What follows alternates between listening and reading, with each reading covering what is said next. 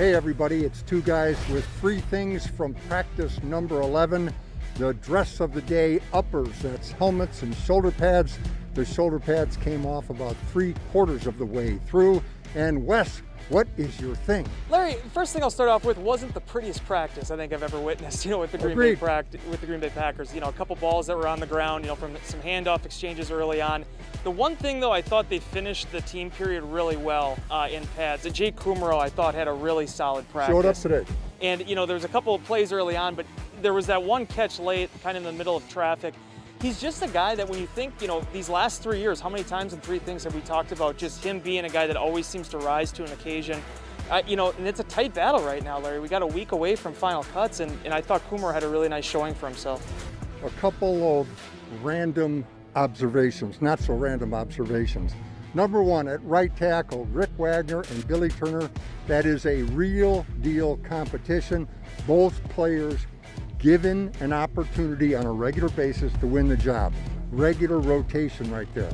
Another thing, when you look up front on the Packers defense, they have 4 players for sure who can win one-on-one pass rush. And I'm not talking at practice, I'm talking can beat their guy one-on-one in the game. And so we're talking about Zadarius, we're talking about Preston, we're talking about Kenny Clark, and now you can add to the list Rashan Gary.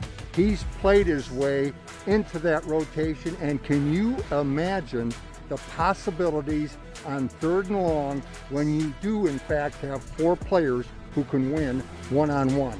Final observation, if you're of the defensive ilk and you're watching practice, you're thinking, you know what, they're running the ball too well against us. And today the defense stiffened up against the run. Played a lot more saltier, the going got a lot tougher, and that's good to see, because if the offense is creasing them with the running game, that's bad news for the defense. And so there was a change of pace in that regard today. Anything else, Wes? Well, Larry, as you said, I could sit here every day and talk about Rashan Gary and what he's been doing off the edge, but one guy that I probably haven't talked enough about and wrote about enough this summer has been Preston Smith. He's just Mr. Consistency. He did it again during the team period. Winning off of the edge, what would have been a quote-unquote sack during one of the drills.